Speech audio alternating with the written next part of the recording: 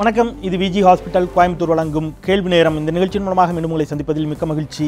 நான் செந்தில். நம்ம சுற்றி நடக்கும் நிகழ்வுகள், அந்த நிகழ்வை நகர்த்தும் அடிப்படை, அதன் பின்னணியில் இருக்கும் அரசியல், இவை குறித்து விவாதித்து வந்து கொண்டிருக்கின்றோம். அந்த வகையில் இன்றைய கேள்வி நேரமும் கூட ஒரு சிறப்பு கேள்வி நேரமாகவே அமைகிறது. இன்றைய இந்த சிறப்பு கேள்வி நேரத்தில் நம்மிடையே இணையும் ஆளுமை சட்டப்பேரவை உறுப்பினர் திரு சந்திரகுமார். தேமுதிக திராவிட முன்னேற்றக் கழகத்தோடு கூட்டணி வைக்க வேண்டும் என்று வலியுறுத்தி சந்திரகுமார், இன்னும் சில சட்டப்பேரவை உறுப்பினர்கள், மாவட்ட செயலாளர்கள் தேமுதிகவிற்கு ஒரு அழுத்தத்தை கொடுத்து கொண்டிருக்கக்கூடிய நிலையில் இவர்கள் கட்சியை விட்டு நீக்கப்பட்டிருக்கிறார்கள். நாளை பொதுக்குழு, இவர்கள் தனியாக ஒரு பொதுக்குழுவையும் கூட்ட திட்டமிட்டிருக்கக்கூடிய நிலையில் இன்று நம்மோடு கேள்வி நேரத்தில் இணைகிறார் சந்திரகுமார். உங்களின் சார்பாக வரவேற்று நிகழ்ச்சிக்குள் பயணிக்கின்றேன். வணக்கம். தொடர்ச்சியான பணிகள், அரசியல் பணிகள், அதுவும் நாளைக்கு பொதுக்குழு வச்சிருக்கக்கூடிய நிலைமையில் எங்களுடைய அழைப்பேற்றி எங்களுடைய நிலையத்திற்கு வந்தீர்கள். மிக்க நன்றி.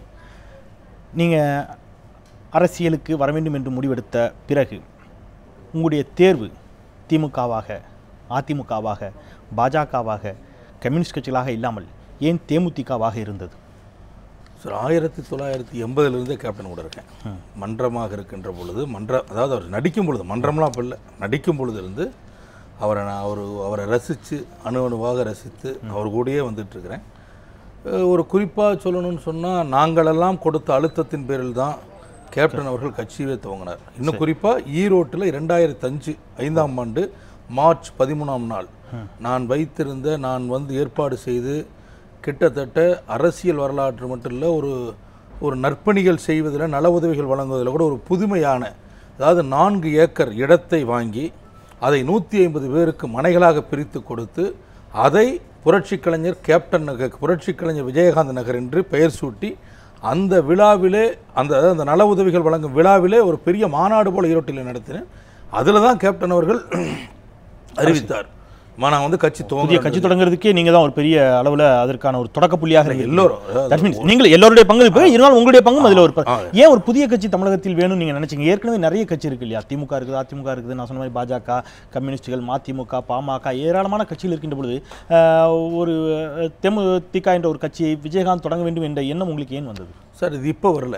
1987 ஈரோட்டில் இதே கேப்டன் அவர்களை வச்சு ஒரு பெரிய நல உதவிகள் வழங்குவோம். 1987 அதில் ராதா ரவி அவர்கள், செந்தில் அவர்கள், அப்போது கேப்டனோடு படத்தில் நடித்து வந்த வாணி விஸ்வநாத், கோகிலா போன்றவர்கள்லாம் கலந்துக்கிட்டு ஒரு நல உதவிகள் வழங்குவோம்ல. அதில் பார்த்திங்கன்னா நிறைய சைக்கிள் இந்த மாதிரியெல்லாம் வழங்கணும். ஒரு இலவச மருத்துவமனை திறப்புலா பண்ணணும். அதில் தான் இலவச மருத்துவமனை. அந்த விழாவிலேயே, அந்த விழாவிற்கு வரும்போது, இது அதுக்கு முன்னாடி தான் எங்களுக்கு ஆசை இருக்குது, அந்த விழாவிற்கு வரும்போது கூட நான் வருங்கால முதலமைச்சரே வருகன்னு தான் ஒரு போஸ்டர் அடிச்சு ஓட்டணும். அப்போ என்னென்னா, ஆரம்ப காலத்திலிருந்து கேப்டனுடைய சமுதாய ரீதியான கருத்துக்களும் படத்தில் எடுத்து வைக்கின்ற வாதங்களும் அவரை ஒரு அரசியல் தலைவராக தான் எங்களை பார்க்க வச்சது ஒழிய ஒரு நடிகராக பார்த்தா. ஸோ ஒரு இத்தனை கட்சிகள் இருக்கின்ற பொழுது அந்த கட்சிகளில் இல்லாத ஏதோ ஒரு கொள்கை அல்லது அவர்களால் செய்ய முடியாத மக்கள் நல திட்டங்களை உங்களுடைய கேப்டன் செய்வார் அப்படிங்கிற நம்பிக்கையில் தான் அவர் அரசியல் மூலமாக அதை செய்ய முடியும்னு நீங்கள் நம்பியிருக்கிறீங்க. அப்பொழுதே வருங்கால முதலமைச்சர் என்றெல்லாம் நீங்கள் வாழ்த்தட்டு அடித்தவர்கள் இன்றைக்கு அவர் முதலமைச்சராக வேண்டும் என்று விரும்புகின்ற பொழுது அதற்கு தடைக்கல்லாக இருப்பது சரியா? சார், அன்றைக்கு நாங்கள் எங்களுடைய வயசுக்கு அது அதாவது அன்றைக்கு இருந்த வயதுக்கு ஆர்வம், இதில் நாங்கள் முதலமைச்சராக வரணும்னு விரும்பணும். இன்றைக்கும் கேப்டன் முதலமைச்சராக வருவதிலே மாற்று கருத்தே கிடையாது. அதாவது தேமுதிக இருக்கிற ஒவ்வொருத்தரும் கேப்டன் முதலமைச்சராக வரணும்னு தான் பாடுபட்டு இருக்காங்க. அதில் எந்த மாற்று கருத்து இல்லை. ஆனால் அதற்கான சூழ்நிலை இப்போது இல்லை. இப்போ நாம் தேமுதிக எடுத்திருக்கின்ற முடிவு மீண்டும் ஜெயலலிதாவை ஆட்சி கட்டிலே அமர வைப்பதற்கான முயற்சியாகத்தான் இது மாறியுள்ளது. அதனால தான் வேண்டான்னு சொல்கிறோம் ஒழிய வேறு எதுவுமே காரணம். 2006 நீங்கள் தனித்து போட்டிட்டீங்க. 232 தொகுதியில் தனித்து போட்டியிட்டு 8 விழுக்காடு அளவிற்கு வாக்களை பெற்றீர்கள். ஒரு தொகுதியில் மட்டுமே வெற்றி பெற்றீர்கள். விஜயகாந்த் மட்டும் வெற்றி பெற்றார். அப்பொழுது உங்களுக்கு இருந்த நம்பிக்கை, அன்றைக்கு கூட்டணி வைக்கணும், நீங்கள் அழுத்தம் கொடுக்கல, உங்களை போன்றவர்கள் அழுத்தம் கொடுக்கல, இன்னும் சொல்ல போனால் தனித்து தான் போட்டின்னு. நீங்கள் 2011 அஇஅதிமுகவோடு கூட்டணி சேர வேண்டும் என்று எல்லோரும் அவர் அழுத்தத்தை கொடுத்தான். அவர் அஇஅதிமுகவோடு கூட்டணி சேர்ந்தால் அது அன்றைய திமுக ஆட்சி அகற்றப்பட வேண்டும் என்று ஒரு கோரிக்கையை வைத்தீர்கள். ஒரு தொகுதி 2006 பெற்ற தேமுதிக அடுத்த 5 ஆண்டுகளில் எதிர்க்கட்சி வரிசையில் அமர்கிறது. 41 தொகுதியில் வெற்றி, 29 தொகுதியில் வெற்றி பெற்று எதிர்க்கட்சி வரிசையில் அமர்கிறது. அதற்கு அடுத்த ஆண்டு அவர் முதலமைச்சர் வேட்பாளராக அறிவிக்கப்படுகிறார்.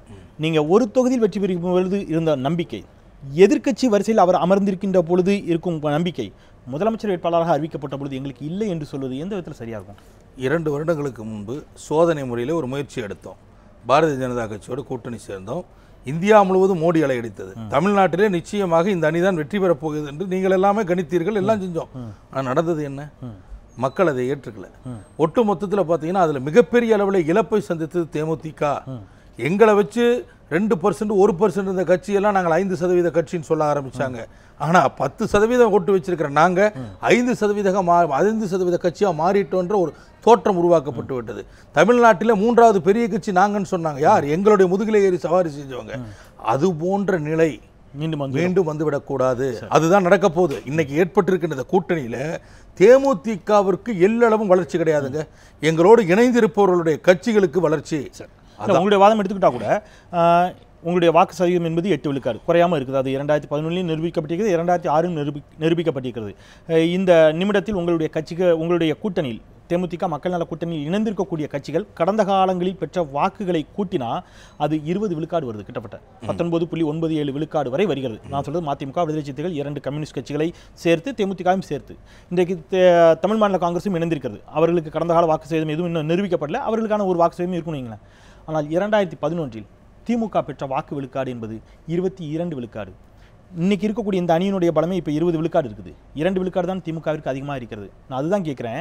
சட்டப்பேரவையில் எதிர்க்கட்சியாக அமர்ந்திருக்கக்கூடிய உங்களுடைய கட்சியின் மீது இல்லாத நம்பிக்கை, இந்த அணி 20 விழுக்காடு இப்பொழுது மட்டுமே, கடந்த காலத்தில் அடிப்படையில் மட்டுமே 20 விழுக்காடு பெற்றிருக்கின்ற பொழுது இல்லாத நம்பிக்கை திமுகவோடு சேர்ந்தால் மட்டும்தான் கிடைக்கும் என்று சொல்லக்கூடிய வாதம், அந்த திமுகவினுடைய எதிர்க்கட்சி அந்தஸ்தை கூட பறித்து நீங்கள் அந்த இடத்தில் அமர்ந்திருக்கிறீர்கள். உங்கள் சொந்த கட்சி மேலே ஏன் வரலன்னு தான் நான் கேட்குறேன். சார், நம்ம உயரம் என்னன்னு தெரியும், திமுகவோட உயரம் என்னன்னு தெரியும். என்ன உயரம் சொல்லுங்கள்? இல்லை, அதான் சொல்கிறேன். அதான் நம்ம உயரம் என்னன்றது நமக்கு தெரியும். இப்போ நீங்கள் சொன்ன பர்சன்டேஜ் தான் சொல்கிறேன். நம்ம உயரம் என்னன்னு நமக்கு தெரியுது, திமுக உயரம் என்னன்னு தெரியுது. ரெண்டு சேர்ந்து எப்படி இருக்கும்? அதை விட்டுட்டு அதை விட்டுட்டு அவங்க அப்படியே உங்கள் வாதப்படி நான் சொல்கிறேன், உங்கள் வாதப்படி திமுகவுக்கு ஒரு பர்சன்டேஜ் சொன்னீங்க, மற்ற கட்சிகளுக்கு ஒரு பர்சன்டேஜ். அண்ணா அப்ப நீங்க அண்ணா திமுகவோ அந்த பர்சன்டேஜ் சொல்லல. அப்ப நீங்க சொல்ற பர்சன்டேஜ், நீங்க சொல்ற பர்சன்டேஜ்லயே அண்ணா திமுக அதிகமா இருக்குன்ற உங்க வாதப்படியே வச்சுக்குவோம். இன்னைக்கு மக்கள் இருக்கக்கூடிய அதிருப்தி, மக்கள் அண்ணா திமுக ஆட்சி மேல எவ்வளவு வெறுப்பா இருக்காங்கன்றதெல்லாம் நீங்க கணக்குக்குள்ளேயே கொண்டு வரல. உங்க வாதப்படியே அப்ப இப்படி ஒரு கூட்டணி அமைஞ்சு நின்னா யார் வெற்றி பெறுவா? இல்ல அந்த இடத்துல நான் கேக்குறேன். அதுதான் கேக்குறேன். இல்ல இதுக்கு பதில் நான் வரேன். இல்ல அதுதான் சொல்றேன். நீங்கள் கடந்த முறை 2006 96 to 2001 நீங்க 91 96 ஜெயலலிதா ஆட்சி வீழ்த்தப்படுகிறது. ஜெயலலிதாவே தோற்கிறார். 96 திரு கருணாநிதி அவர்கள் மீண்டும் முதலமைச்சராகிறார். 96 to 2001 மீண்டும் திமுக வெற்றி பெறும் என்று நம்பப்பட்ட நிலையில் 2001 செல்வி ஜெயலலிதா மீண்டும் முதலமைச்சராகிறார். 2006 தேர்தலில் அதிமுக ஆட்சி அகற்றப்படும் என்று சொன்ன நிலையில் தனிப்பெரும்பான்மை கூட பெறாத நிலையில் தான் திராவிட முன்னேற்ற கழகம் ஆட்சி அமைத்தது. 2006 தனிப்பெரும்பான்மை பெறாத ஒரு நிலை திமுகவிற்கு. 2011 எதிர்க்கட்சி அந்தஸ்தை பெறாத நிலையில் இருக்கக்கூடிய ஒரு கட்சிக்கு 2014 ஒரு நாடாளுமன்ற தொகுதியில் கூட வெற்றி பெற இயலாத நிலையில் இருக்கக்கூடிய ஒரு கட்சியின் மீது இருக்கக்கூடிய நம்பிக்கை. நான் தான் திருப்பி கேட்கிறேன்.